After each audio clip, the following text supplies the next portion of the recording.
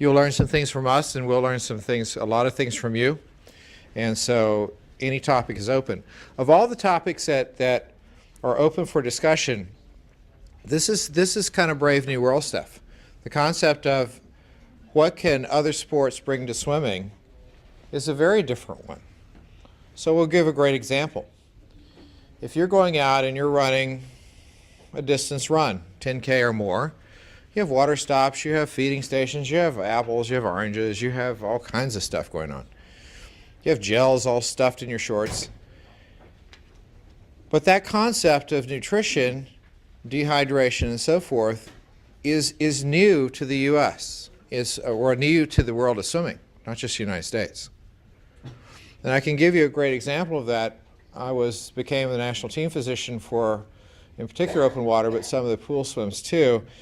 And I guess my second or third world championship was in Fukuoka. And our athletes were near the bottom of the world in ranking at that point. Italians were ruling, the Russians were doing well, the U.S. was just, and they said, okay, we've got this formula. And I said, why, we've got great athletes, why are they not performing? Because 2 world championships before we had won the world championship. I said, well, we have this new thing that our dietitians are doing that for the first half of the race, we super hydrate them. And then halfway through the race, after they really start needing the fuel, we start fueling them up for a hard finish. And I went, what? I mean, this doesn't even make a grain of sense. The nutrition you take in the first half of the race is how you finish the second half of the race. Is there any reason why the U.S. athletes couldn't finish a race? Yeah, we had it backwards. Well, it took a little convincing, but I did switch the protocols, and then the U.S. came back up, not because the athletes got better, but we were feeding them stuff to burn. Where does the fuel come from? So this is an example of something that runners knew, cyclists knew, everybody else knew, but for some reason it never interpreted well, it never was interpreted by the swimmers very well. And so the concept that you could lose 5 pounds when you're out running, how much electrolytes and stuff you're going to lose when you're swimming, depends on water temperature, depends on humidity, a lot of different things, but the answer in most situations is the same. You're still losing it. So what we now teach our open water teams is that they start with electrolytes, finish with water, and the electrolyte mix is determined upon the ambient environment that they're in. And this came up in the last session, and I'll just share that and then we'll go to the panelists, is what we ended up doing is if I have a cold day, the athlete's going to need energy to swim, and they need energy to stay warm. So the amount of carbohydrates and things that they'll be burning will be higher than it would be on a warmer day or warmer water. So we may go a mixture, and let's just say 50-50 is our average mix. We may go 60% electrolytes, 40% water. If the colder it gets, I'll start shoving those numbers back a little bit. Vice versa, when they start getting in warm situations, they're starting to sweat, starting to lose a fair amount of water, also electrolytes though. But I may change that mix so that it's 40% electrolytes, 60% water. Also depends on where they are in the race as to how I mix that. Okay? And then I try to get the coaches to be flexible, so if the situation changes over a 25K or over some of these long races, I may have to mix it differently in the last half of the race than I do in the front half of the race, because it changes. The athletes changes, their need has changed. So all those things coming about, but that basically came from the running world that we applied to our open water team. Okay? So what I'm going to do is I'm going to have each one of the panelists introduce themselves, and then I'm going to throw some questions to them and then open it up for questions that you guys may have. Keep an open mind. There's a lot that the other sports can teach swimming that we're behind in, and this is a great forum for that. I'm Liz Tucker, and I am the Race Director Certification Manager at USA Triathlon. So I manage all of our education programs for event directors in triathlon. I'm Jim Wheeler, and I have a company called Total Aquatic Management. We do lifeguard training, aquatic consulting, accident investigation work. But during the day, I'm actually the Recreation Services Manager for the City and County of San Francisco. So I take care of about half of the city's recreation pools. Ralph Goto, City and County of Honolulu Lifeguards. Chris Brewster's stand-in stunt double. We got upgraded. Greg Buchanan, Lieutenant with San Diego Lifeguard Service.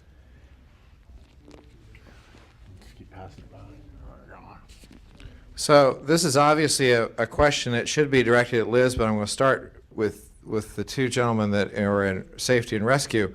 When you're setting up for a road race, or you're setting up for a bike race, or you're setting up for a triathlon, or you're setting up for an open water event, what is the differences in your setup, besides obviously the environment? Surprise. Thanks, Joe. The biggest difference for us as it relates to anything aquatic-based is if something happens on the land, you can assess your patient and determine if it's a patient a lot quicker. Out in the water, we are looking to see whether they're victims and or patients. And what I mean by that is some people in the water just need assistance. They need to get and float on something for a few minutes and they're fine, versus the same person who's having chest pain. So what we'll do is basically, as from a land-based thing, so I mean, we have the same thing at the beach. If someone's going to all of a sudden have a medical issue at the beach, we just activate the EMS system, and it, to be honest, in a large city like San Diego, it goes a bit like clockwork, but all the guards are EMTs, and they're able to basically give some initial first aid. But on the ocean front and in the water, you actually have to make sure you rescue the person first before you can start your medical. So there's a rescue component to it, and then there's the medical side. So, I mean, I'll just give you a quick story. On Monday, we had a surfer who went face down in the water. And at that point, you know, the report is that he has a heart attack in the water. We activate 3 plans all at once. One is land-based, one is water-based, and one is air-based. So we have a lot of resources, and granted, a lot of people don't have those resources, but we don't know exactly how we're going to extricate, but we know we need to do it whatever is the fastest. So when it comes to water events for us, we will always have to decide, well, what's the call, or what are we dealing with? And then we're going to have to figure out now how we're going to make the rescue, and then what's our extrication method. And like I said, some extrication methods may just literally be let the person hang on a rescue board for a few minutes, and that person's fine, right? Disqualify them or something. But in other cases, if it's something medical, you got to not only make the rescue, but then you also have to get them to some land-based EMS for transport to the hospital.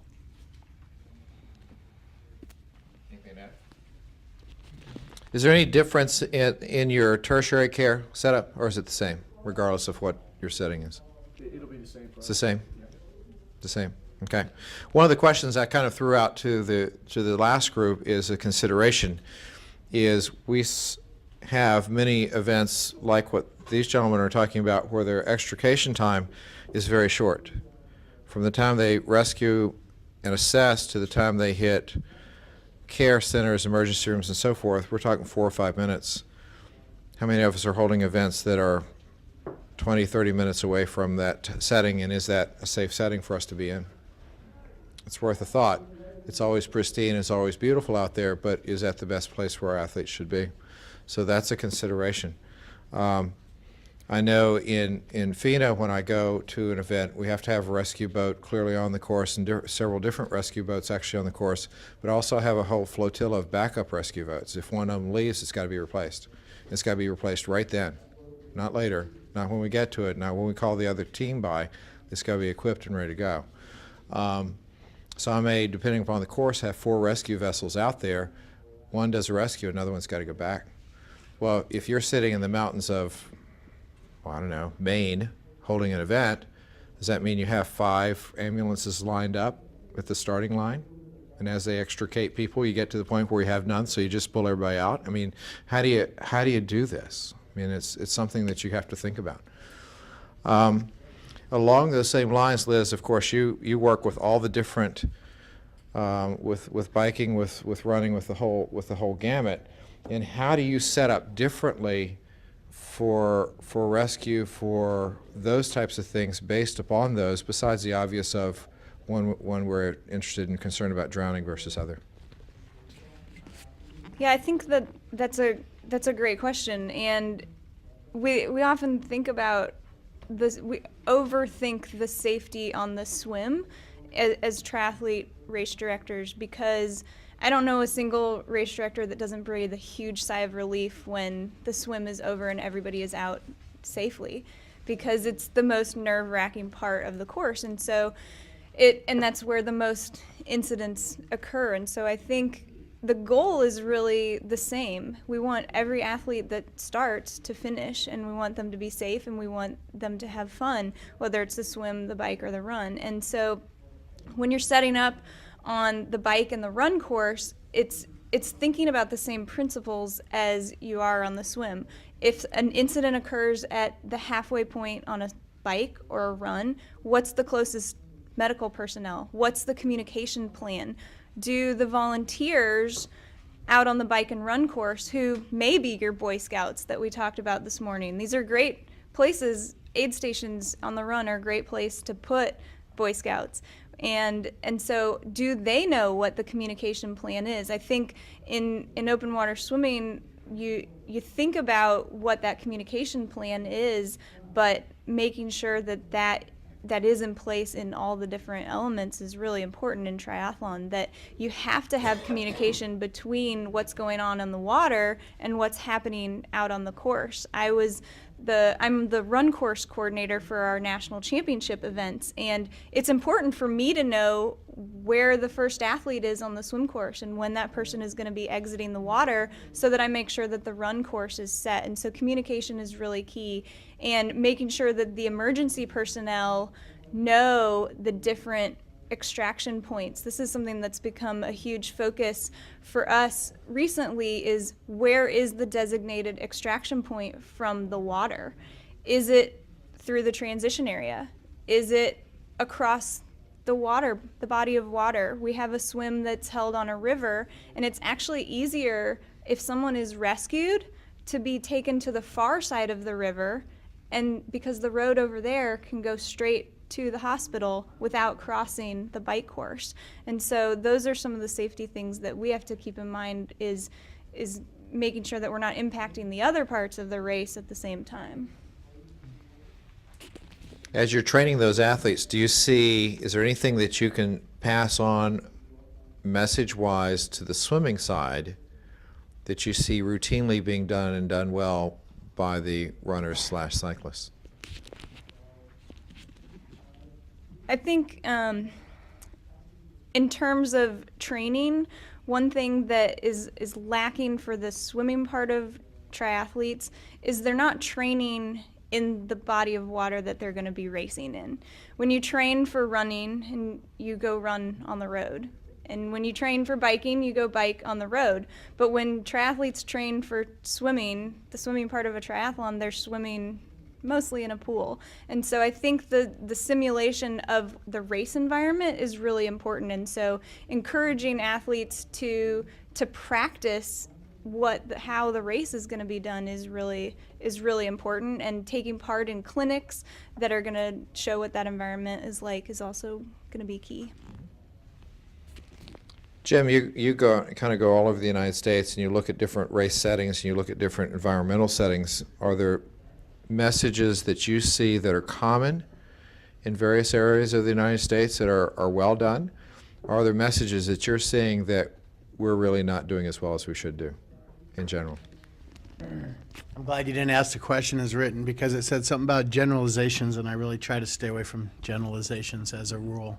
I think what I see is, so many different places, so many different sizes of races, and so many different standards. And I think the beauty of what's happening here today is that at least somebody's trying to say maybe there needs to be some universal precautions, for lack of a better term, or universal standards.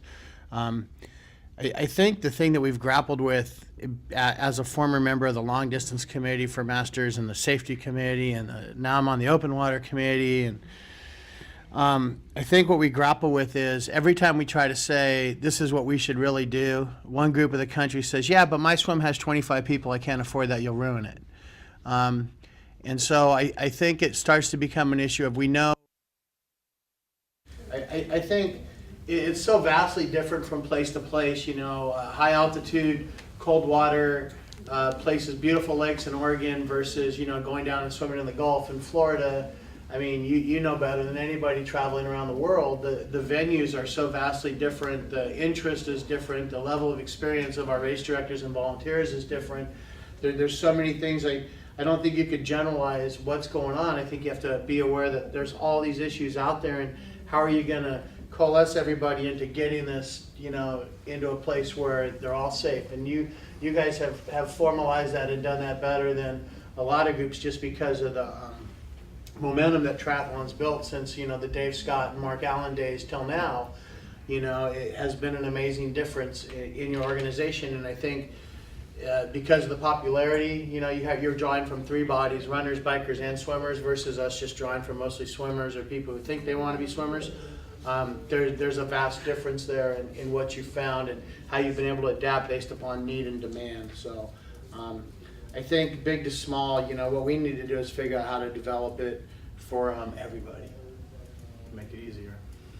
Something I'm going to kind of pick up on something he mentioned, and our two safety coordinator folks are going to kind of chuckle with this, but a lot of event directors worldwide will look to have their medical needs met by volunteerism. That they are sanctioned by or sponsored by a particular group of medical care clinics or something along those lines. And you have to be somewhat careful with that. I've had in this past year at least 4 different events where they had good health care on the beachfront. They had an excellent ambulance service, advanced cardiac life support service, sitting at the front, ready to go. They had hospitals, or a hospital, that had been oriented toward the event, had sports medicine people, had the appropriate type of physicians and so forth on standby, had bought into it. All those organizations had their names on t-shirts and all that stuff. The problem was, the beachfront was set up by a Catholic hospital. The ambulance was an independent that was actually owned by a university setting. And the hospital was a for-profit hospital. None of them talked to each other. So when one of the US athletes went down as I was team physician, I knew who was on the beachfront, and I said, "Where did our athlete go?" And they went, "We're not sure." Because the ambulance was independent of all the other parties. So we didn't even know where the athletes were going to, and in some cases, they all went to different hospitals. As team physician for the U.S. in Montreal World Championships, it turned out that we had a swimmer go down in the 25K from hyponatremia. Actually had to go in and get her out. We had a diver hit the board with her head, and we had a water polo player that took a ball to the face, all within the course of 45 minutes. I was the only physician that was there at the time for the U.S. They sent 3 athletes to 3 different hospitals because none of the different independent entities spoke to each other. Not acceptable. And these guys are used to that coordination process, so it's a linear transportation process. Everything is go. A speaks to B, speaks to C. That history, which is critical to the care of your patient, is all transmitted straight through with the athlete for the optimum health and safety of your athlete. But you got to be careful if you cross systems that you may cross some medical, political boundaries that you're not aware of. And you just have to be aware that that's there. Is that going to be more of a problem as time goes by and healthcare changes? And I can tell you it's going to be a bigger problem as healthcare changes. When you have all these different competing entities competing for the healthcare dollar. So think about that and don't forget that aspect. One thing I'm going to toss out to the panel, I'll have each one of you kind of just give a few sentences about it. If you're setting up for an elite level event versus a large event, which may be an all-comers thing with thousands of folks, versus a master's event, do you set them up differently?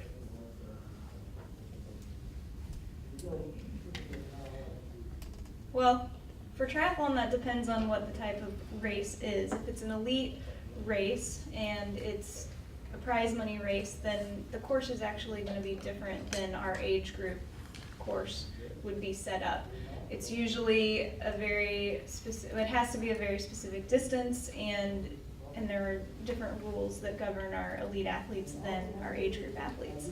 One thing that we do for age group athletes versus our older athletes, our masters athletes, is we often, at our national championships, we actually put them in the water first and let them get out on the course. And rather than having a small wave time in between them and the rest of the field, we let them cover the distance of the course and have a longer break, about a 20-minute break before we put any more athletes in the water, which gets them out onto the bike course and clear of the water before we put our faster athletes on there. So the safety is going to be the same. We're going to have the course set up the same way, but we're taking into account that they're going to probably be out on the course for a longer amount of time, and we want to get them through the course before the heat of the day comes. And that would be the same if we had younger athletes as well. We would either put them in a first wave, give them plenty of time to complete the course, or put them in the final wave so that they are not going to be run over by other athletes.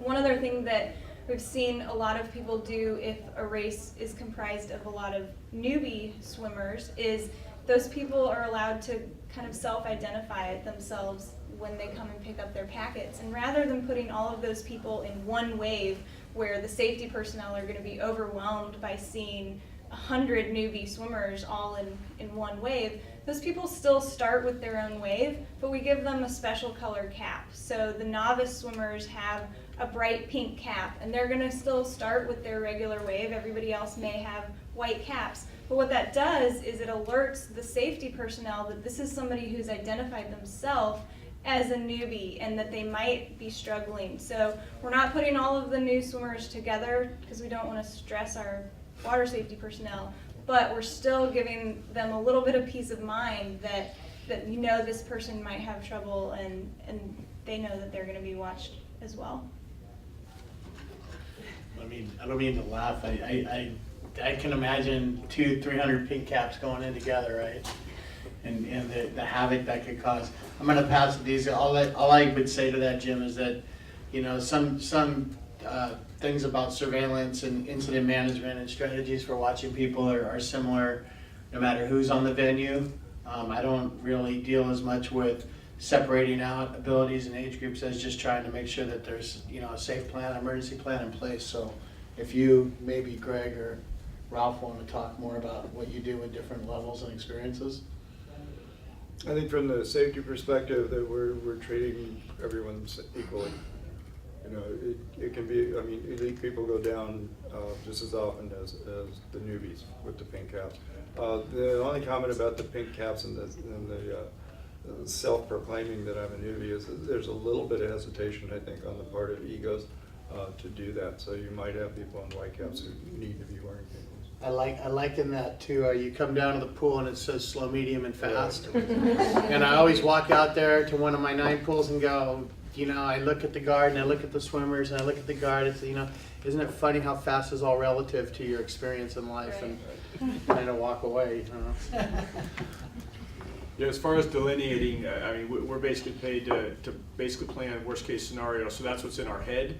If people are fast, that's nice. In San Diego, it tends to be fast, medium, and slow all in the same event is what we tend to experience. And so that's actually a little bit harder to track because the spread between within the heat or the heats are pretty drastic. I would say that if part of our evaluation criteria includes a lot of different things, environmental conditions and basically what the water's like, the number of participants, like I said earlier. But there's an opportunity for, as I'm reviewing a permit, to actually increase depending upon certain issues. And I would say age, especially there's an Iron Kids thing that's going on in San Diego now, and it's a young group. And now, granted, the volunteer base of that has been hugely supportive, but those kids are extremely young. And so I would say that's got me more paranoid than most events because of the age. I'm going to toss the microphone right back to you too. And for this, you oversee other aquatic sports, the paddling, the surfing, the sailing, all these others. Is there anything that those other disciplines could teach open water as far as preparedness? Thank you for getting back to the script, Dr. Miller. That was this one. Just wanted to prove I read it. Yeah, I don't know how many of you are aware of it, but if you drive down south to 101 and you go across to Half Moon Bay, near there's a place called Mavericks, which is a pretty infamous big surf spot. We lost a surfer there Thursday. It was a Hawaiian surfer, excellent elite class athlete. Paddled in at Mavericks and ate it, and he was a fatality. So what do you learn from that? Well, you learn that it's serious business, and people die in the ocean, and that's something that we constantly remind our people about, whether they're lifeguards or people running events, is that we're talking about human life, and the seriousness of it. When there's a death or tragedy, that's when we kind of remind ourselves, hey, this is serious stuff. We do that every day, and we just want to pass that on to you, that even the best surfers and the best water people, have problems.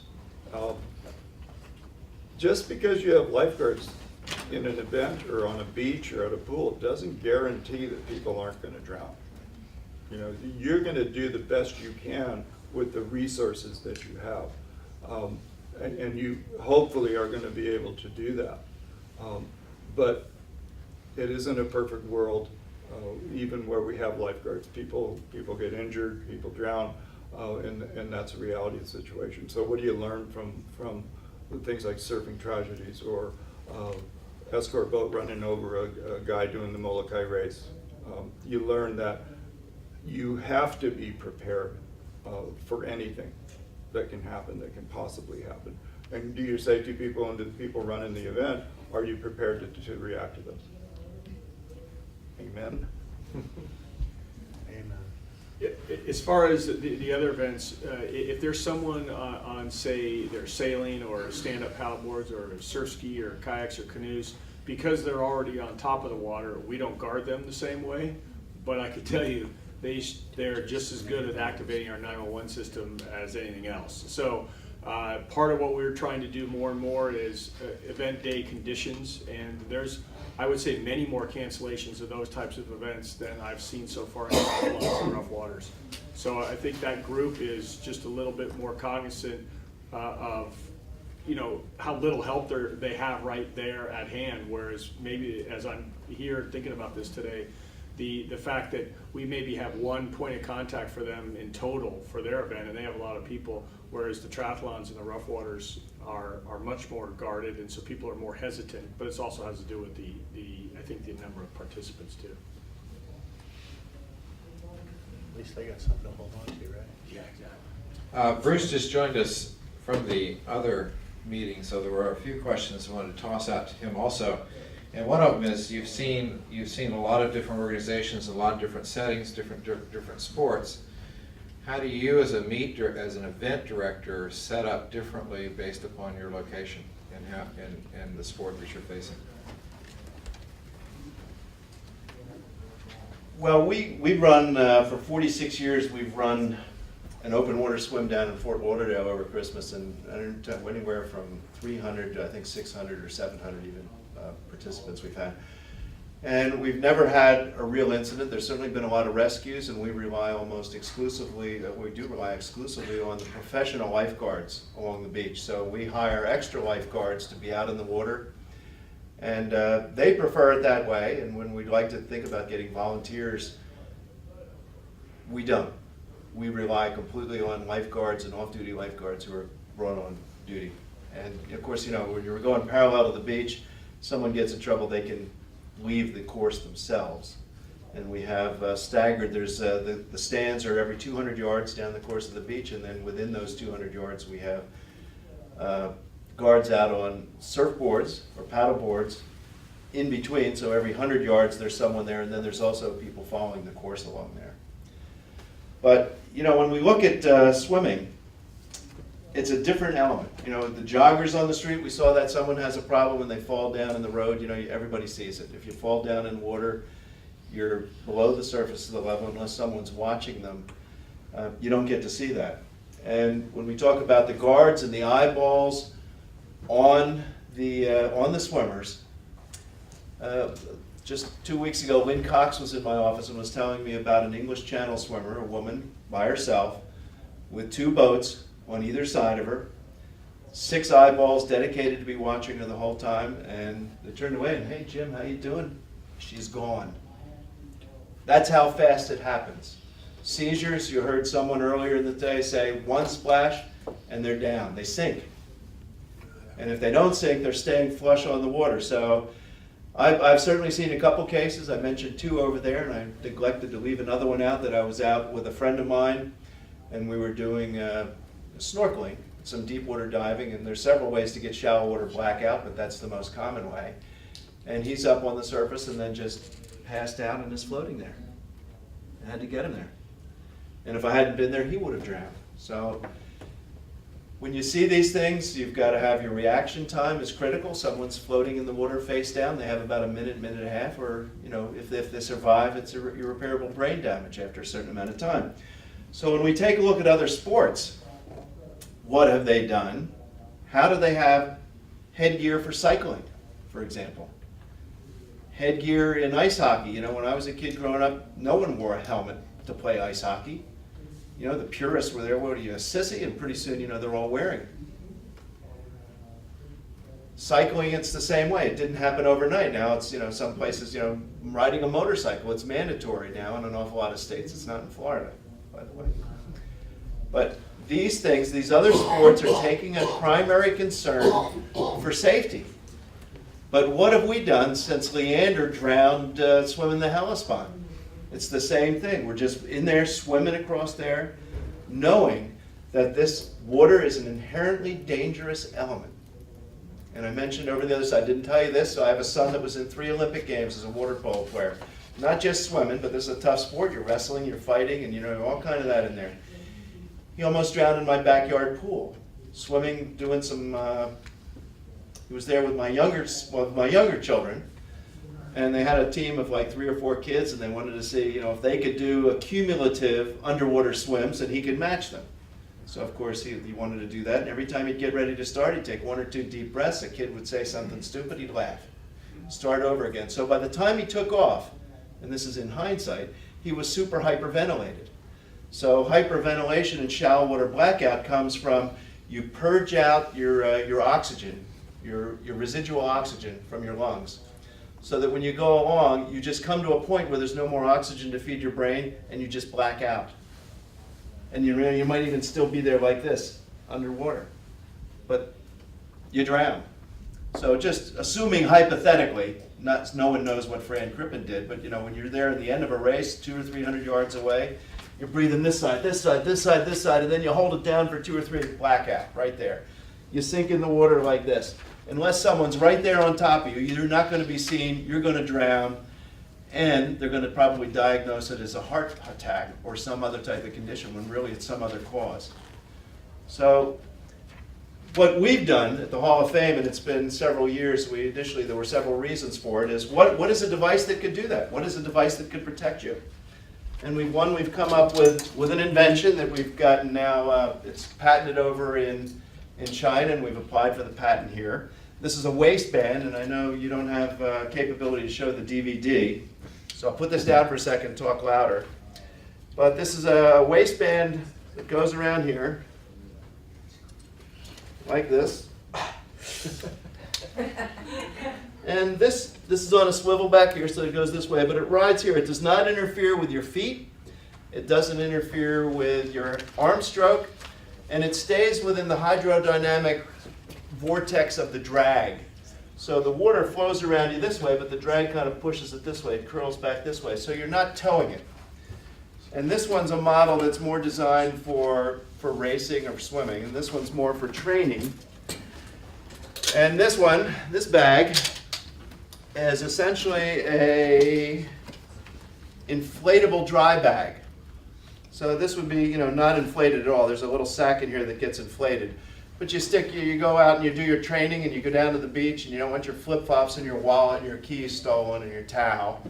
So you slip that in here, roll it up,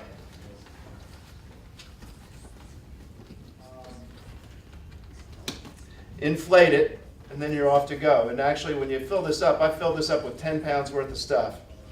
And it's heavy, but once you get in the water, you don't even notice it. It's no different than just dragging this little thing behind you. Because again, you're not towing it. And I think, you know, there's a lot of misapprehension about what this is. Some people think, you know, they've requested to have it, you know, back here. I think Rob Copeland said, you know, well, he does something with a float and it goes back here. That's how he'd like it. Well, wait a minute. That interferes with your kick, and now you're towing something. You're not towing this. And so this, you know, these are new ideas that create something. They were around in the, let's see, it was the early 60s. Well, not like this. Not because- as not like nice, this. but it was a big metal torpedo buoy we pulled when we were That's doing correct, but it. these are things that went around over your shoulder like this and this way. That's Yeah. an old can This is that's much been nicer. around since the 1920s. Mhm. Completely different thing. That's to go for a lifeguard to save someone else. Yeah. This is for you. So the other advantage of this is the color. One summer I lived over in Zurich, Switzerland. And if you know the Zurich Sea, it's about a mile across, and they've got public beaches on one side, public beaches on the other side. So it's neat to swim across. So I swam, the first day I swam across, these motorboats are coming 20, 30 knots down, you know, just right down the middle of the Zurich Sea. They don't see it. So I get over the other side and talk about it, and some guy says, well, you're an idiot. You got to wear one of these caps, these white and red caps, so they'll see you. So I go and do it again. Well, they don't see you. That doesn't see you because you're swimming with your head down in the water. So now we have an issue when you go out and you do some training in areas. You've got jet skis, you've got boats. Here's some visibility. And I wish you could see the video that we have that shows this. But they're online on the Hall of Fame's website. There's a couple of them. So it helps with that problem. You have a cramp. We've heard about cramps or dizziness or hyperthermia, hydrothermia, whatever, everything. You know, too cold, too hot. There's no shame in stopping for a second. Hyper? No, I said whatever thermia. Whatever, there's probably that. What shame is there from doing this? Or if you happen to be out there swimming and a non-swimmer from the beach is caught in a riptide, well, if you have enough presence of mind, you unclip it from your waist, take it out here, and push it over to them so they don't drown you, and then you save somebody else while you're out there. So there's all kinds of applications for this. And we have a larger one, and we're experimenting with this, but you've got your paddle boarders, or you've got your stand-up paddle boarders that might be out there watching. I know there's a Laura Hamill who is writing for, she's your editor. So she's going out there, and she coaches a stand-up group, and this is kind of after talking to her. She's out there in her stand-up paddleboard with her master swimmers out in the open water. Well, now if someone gets in trouble, this is something we've designed so that you can clip this right on to where your leash gets attached on your stand-up paddleboard.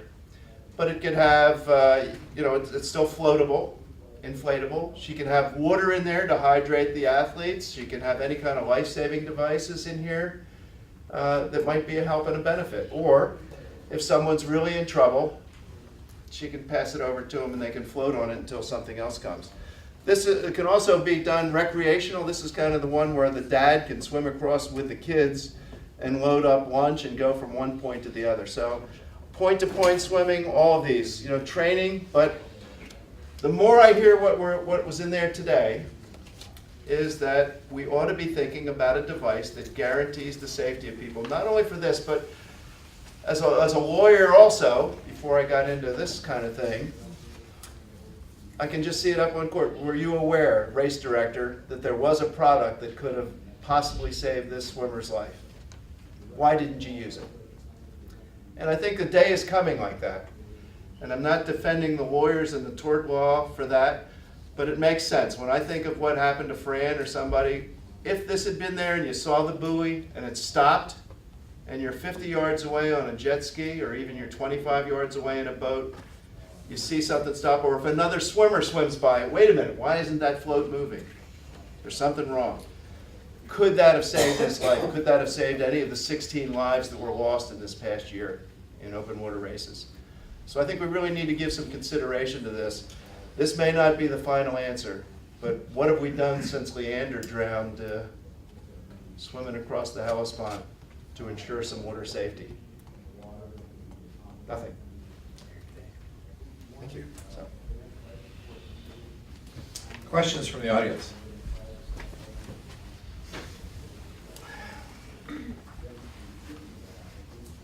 I have another perspective, and then I'll ask the question.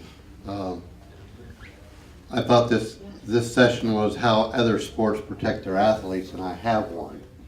I am a nationally certified safety director for water ski tournaments.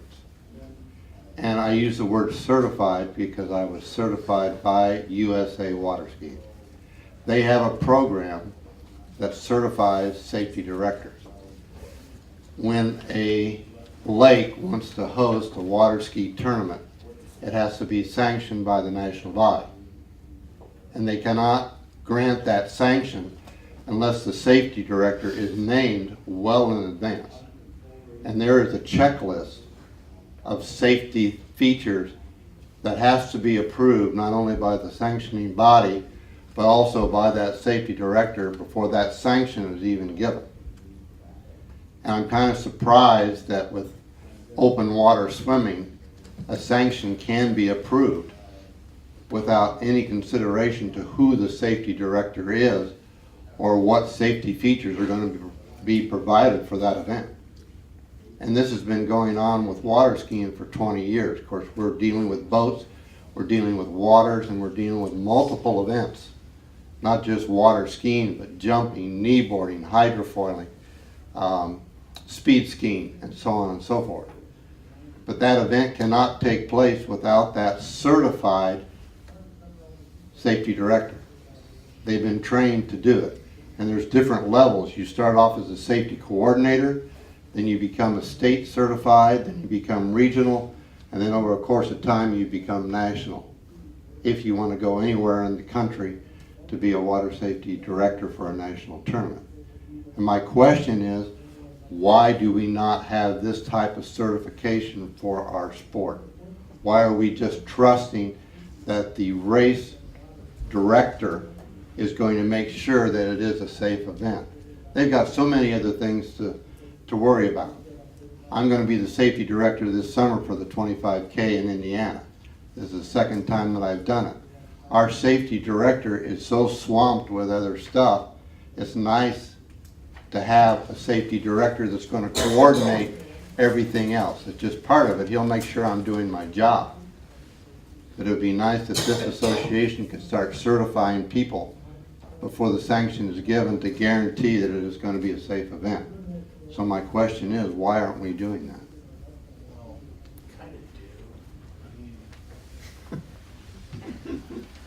That's a great question. I'm gonna start by saying that's a great question. We kind of do, I don't know, the sanction process nationally hasn't really been embraced by everybody everywhere. When you talked about differences we've seen, some people believe in the sanction process verbatim, like here in Pacific, which requires a safety coordinator for events and has for a couple of years now. And also has, safety plans, emergency plans, diagrams of the course, start-finish diagrams, EMS on site, all those kind of things. So it's happening in some places, but I agree, it hasn't happened everywhere. I think that's kind of what people are starting to realize and why we're all here today.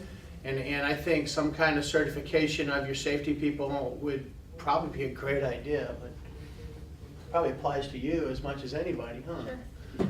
Yeah, one thing that, I run the race director certification program, so this is what I do for triathlon. And one thing that we've seen is that a lot of times the race director will come and attend class and say, you know what, my staff needs to be certified as well. And then they send their key personnel to a later class. So we're seeing not only the main race director come and be certified, but also their staff members, their course coordinators, their safety directors, all of that. But one thing that I just want to kind of point out that I feel passionately about is that certification does not guarantee safety. We started this certification program 5 years ago, thinking that we're going to be certifying these race directors, they're going to know what to do, we're going to have fewer fatalities, nothing bad is going to happen at their races, and that was so far from the truth. The year after race director certification started, the following year we had 8 fatalities at USA Triathlon sanctioned events. 7 of them were certified race directors. And so the fact of the matter is that just because you're trained and just because you do everything right doesn't mean that the athlete still won't have an issue. And so it's important to keep in mind that yes, the education is paramount, and I really feel strongly that providing interactive education where you're talking through scenarios and going through how to develop a crisis management plan and manual, that sort of education is so important, but it doesn't mean that things still won't go wrong. You can do absolutely everything right and someone can still die at your event. And so knowing that is really, really important, and I think it's an important thing to put out there that things will still go wrong, unfortunately. One of the things that I have to do. Hold just a sec. I'm sorry. You guys have anything to say? No? Okay, go ahead, sorry. One of the things that I have to do is if I get an athlete injured in one of my events where I'm the safety director, I have forms that have to be filled out that are sent to the national body so they know that there has been an accident at that particular site. And if they choose to come in and investigate, why that accident happened and why weren't things followed or why weren't procedures followed, is another step. And of course, the insurance body that blankets our sport needs to know too. So another form has to be sent to them. So, we can keep our sport alive. Somebody mentioned this morning that we don't want lawyers to govern us on what we do. Well, that's what's going to happen if we get a lot of lawsuits. They're going to dictate to us exactly how our events should be run. And maybe just drive it right out of the sport. Can we talk for 30 seconds about gathering that data? The concept of what they're doing by gathering data for every incident is a concept that the aquatic industry, aside from USLA, who can pull from certified agencies, or we just presented in Sacramento last week 160 agencies over 4 years, 19 million visitors, 3,000 rescues in a pool setting. But what we're not finding out is what's happening in our races. We know when someone drowns. We don't hear anything about near misses. So, near misses are just as critical as an immersion incident where someone actually drowns. We call heart attacks, seizures, and strokes drownings, which is ludicrous because they're totally different things. So our ability to gather data and use that data and gather data from events, and any risk manager will tell you the near misses are more important than the hits, and what you can learn from those. This is a critical area we need to explore also, how to gather statistics from these kind of events and these kind of incidents to be able to track and figure out where our highest exposure is.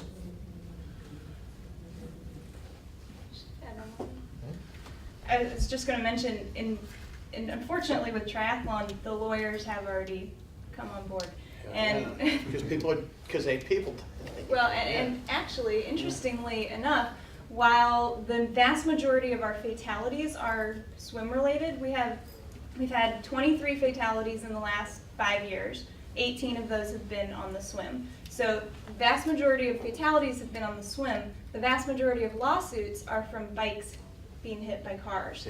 So it's not necessarily from the fatalities because the race directors are doing everything right in terms of the rescue. The rescues have been described as heroic. We have had some lawsuits and some publicly, you can look them up. We had a trial just a year ago in the summer that was very widely publicized, but unfortunately with triathlon, the lawyers have gotten on board, and so it's something that we're constantly aware of. The risk management and the safety is absolutely the most important thing.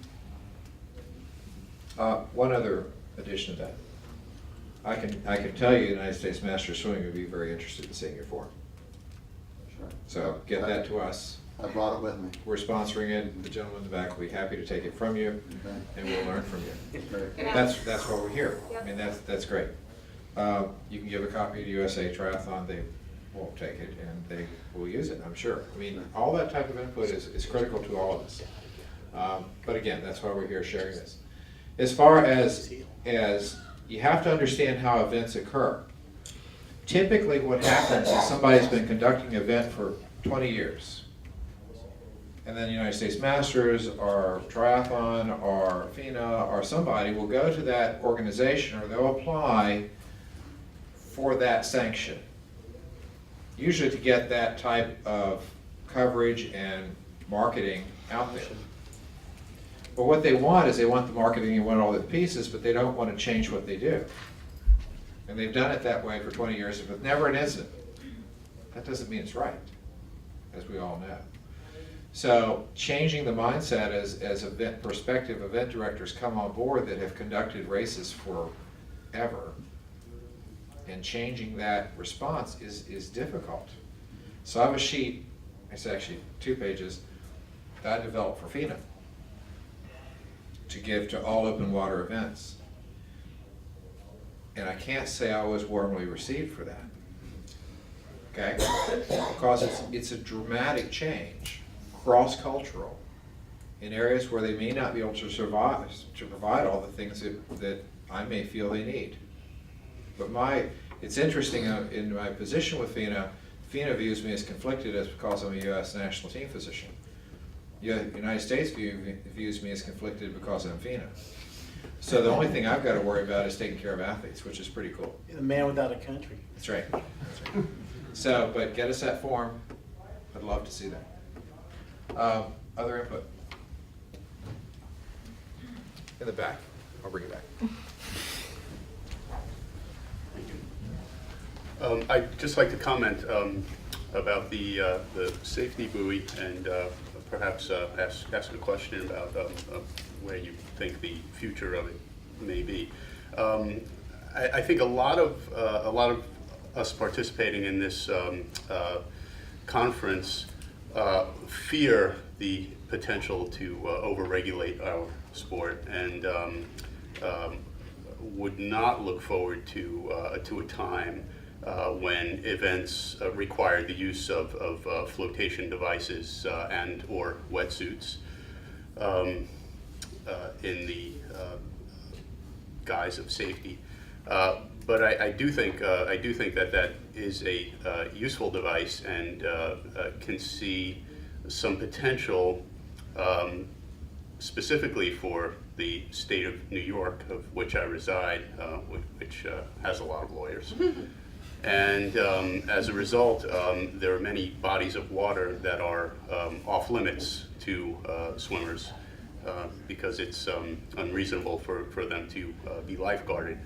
And I would appreciate if the video or the promotion of this device somehow addressed that and could perhaps work towards persuading the powers that be to maybe consider allowing swimmers access with said device. There's one question that just dawned on me. What's the cost? The retail price is twice what? Today's price. Geez, what did I say over there? The Ginsu? Does the Ginsu? You have to say the same thing in each room. Well, I'll say this. We'll leave the other guy over there. These I've got some here. You know, I've got a limited number. What we want to do is get these out to try people. So these $10, which is these close to that. These are the other ones are $15. And what I want to do is maybe caution you if you get one of the big ones. I haven't used this yet. This just came from China the other day as the sample, but this is kind of more recreational. And to get to your question there, I mean, ideally, when you're talking about not wanting them in races, well, when you're going out and training in the open water, there's really no reason why this can't be used. When you're talking about some of the mass swims that we've seen, it might be tough if 800 people are going in the water at the same time with this. But then again, perhaps when you hear that, I don't know who it was that said that, you know, most of the rescues that they do in the swims are in the first 100 and 150 yards because people are hyperventilating and getting in there, particularly with triathletes or something that might not be that strong as swimmers. Maybe we have to think about reevaluating how we do start races and how many people go in at a time. Because I still believe that, you know, as a purist, a swimmer who's swum my whole life, I mean, I mentioned over there, my first open water swim was 51 years ago when I was 10 years old. And spending years of just swimming a mile out and a mile in, going out to bell buoys, you know, and doing it just for kicks. How foolish that was when you think of submerged objects in the pool, when you think about any contingencies, cramps, anaphylactic shock, jellyfish stings that could send you, that could paralyze you, that it's very foolish. And this is probably one of these reasons why we do it. Rob? We just heard in the other room, I don't know if y'all were in there, when Kate just shared how she's using it now to save her life. You want to recount the story? Yeah, I'd almost like to have her come over here and tell you in her own words, because when I came in and came up here this, you know, when I set it up out there this morning, this woman comes up, and it was Kate Alexander, who runs the 800-member swim down in the Cayman Islands, and she came up and she told me this device changed her life, that it made her feel so much more secure out in the water, that her husband, who's, you know, a shaky swimmer, now can go out and feel real secure. And she told me also that one of the open water swimmers had his legs cut off by a propeller from a boat, and another one got, you know, 2 or 3 got run over by jet skis that aren't watching people. So, you know, this is just a little bit of her story. I mean, you know, how could this device change my life? Well, you have to hear it from her. So I think there's really some tremendous opportunities here. I think this has got to be the way of the future when you see, you know, the potential drownings. And so while we're here, I'll be out there. I have a limited number of these things, but you can order them from the International Swimming Hall of Fame. And the other thing I probably neglected to mention was that the patent applications and the patents are in the name of the International Swimming Hall of Fame, and any money that goes to support that also supports the Swimming Hall of Fame. And I didn't mention in this room, like I did over there, is Rob Butcher and Master Swimming is out of the national governing bodies, whether it be U.S. Swimming, U.S. Water Polo, diving. Master Swimming provides the greatest support for the International Swimming Hall of Fame, and I want to thank you for that. And I think part of that vision goes to sponsoring something like this that the other sports haven't done. And I think, you know, Rob's leading a very visionary organization that you guys are all part of, and I think, you know, this is the wave of the future. Open water swimming is such a great event. We all want this because it's great. You know, I'd rather have salt on me than chlorine. I'd rather have, you know, in fresh water, there's nothing like coming out of fresh water. And it's a tragedy to see that swim coaches are afraid to take their kids in the water because they don't have that control over the kids. You know, they don't have that safety. They're not walking up and down the pool and can observe everybody. And maybe this device can get these kids in the water. So, the price. This one model, $10. The other two, $15, but there's 2 other ones. The one's maybe too big, but these are the loadable ones. This is the one I think I would suggest that if you're a race organizer, you might want to consider this. This is something that you can put a sponsor's label on. They could pay for this. If you're doing a race and you want to give them something instead of a t-shirt, give them something they can use.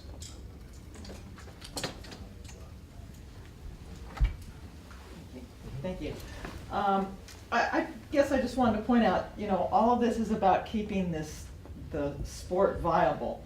Open water swimming and triathlon, and I'm a lawyer as well, so I know everybody hates me just because of that. I apologize. But in order for these races to be viable, if you're putting on races, you have to assume that things are going to go wrong, and you have to assume you're going to get sued. The only way to protect yourself is insurance. It doesn't mean things don't go wrong, but protecting yourself is to be insured. And to get insurance, you need certification. So all of this organizing and the bureaucracy, as offensive as it is, I think, ultimately what's going to keep the sport alive and allow small organizers to be able to put on races. The days when you can just, you know, take 20 people and do a little off-the-cuff swim just for fun, we just can't do it anymore. And I think you just can't put your head in the sand and hope it's going to go away. It's coming to get you. Not necessarily me, but it's coming to get you. So I'm all for the certification process. Other questions? Yes.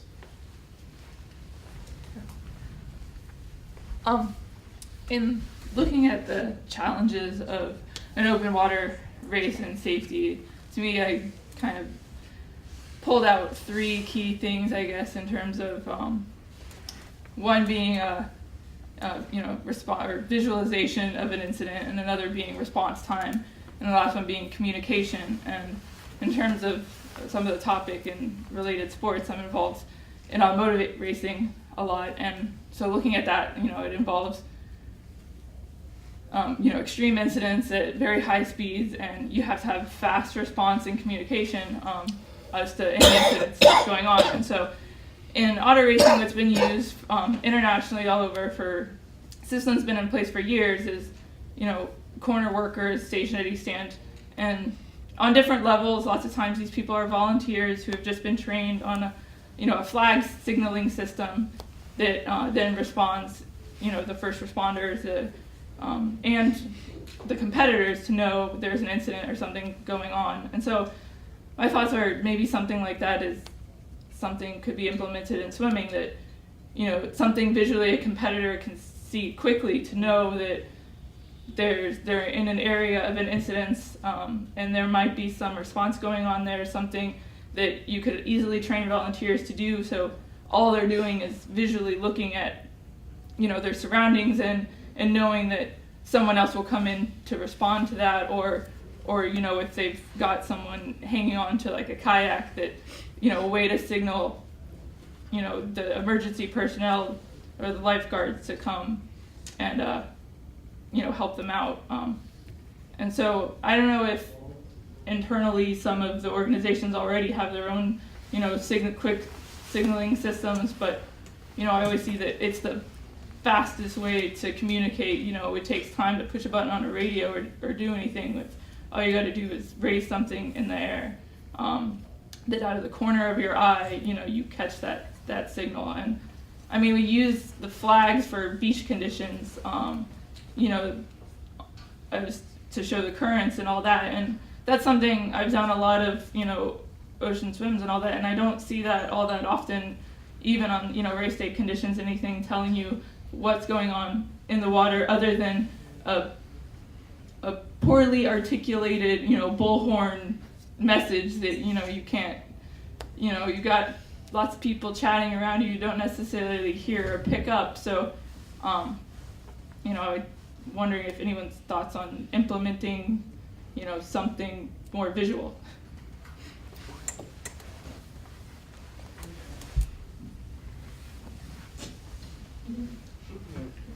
I can't see. We Glenda back there in Pacific, we talked about, we've been trying to make people understand the whole kayak theory doesn't really work for a lot of conditions, a lot of races, because a lot of people, great to have another set of eyes, but what are you going to do when someone's 8 feet from you and struggling in the water, and you don't even know how to get out of it, let alone get back into it, let alone support them on it, let alone. So we went to a rescue tube for the kayakers, and we went with yellow.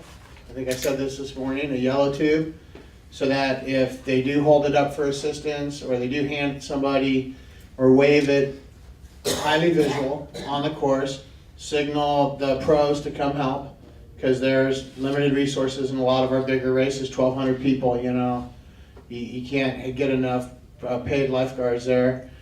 So they signal, but the idea was it's yellow because everyone will know it's not red, and it's not a lifeguard, it's a volunteer. Therefore, maybe they need to get there. So I think we're going to get where you're talking about.